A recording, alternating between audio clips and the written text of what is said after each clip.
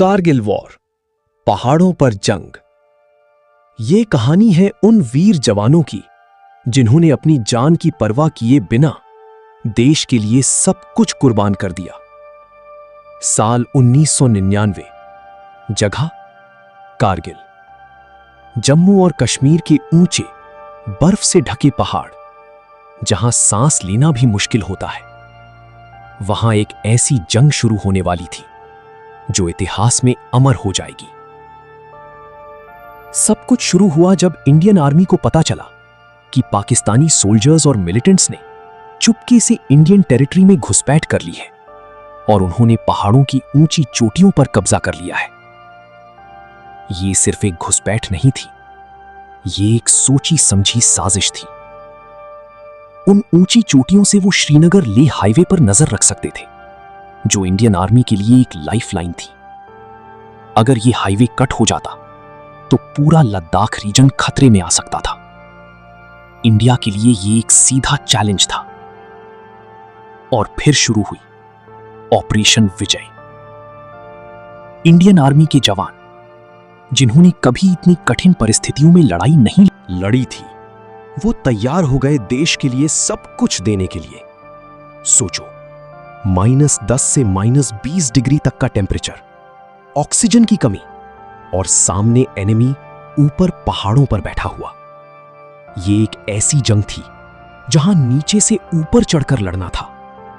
हर कदम मौत के करीब ले जा रहा था, लेकिन इंडियन सोल्जर्स ने हार नहीं मानी। उन्होंने अपनी हिम्मत और जज्बे से हर मुश्किल को पार किया। टाइगर हिल, टोलोलिंग और बटालिक जैसे स्ट्रेटेजिक पॉइंट्स पर भयानक लड़ाई हुई। हर इंच जमीन के लिए खून बहा, हर चोटी पर तिरंगा लहराने के लिए जान दी गई।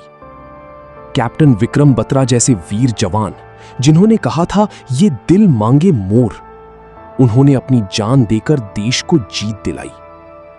ग्रेनेड्स के धमाके, गोलियों की आवाज, बर्फ में लड़ते हुए जवान, ये सब एक नाइटमेयर जैसा था।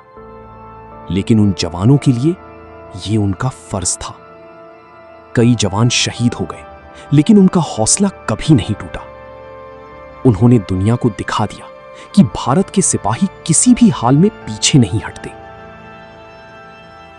धीरे धीरे इंडियन आर्मी ने एक एक करके हर पोस्ट वापस ले ली। एनिमी को पीछे हटना पड़ा और 26 जुलाई 1999 वो दिन आया जब इंडिया ने विजय का जश्न मनाया।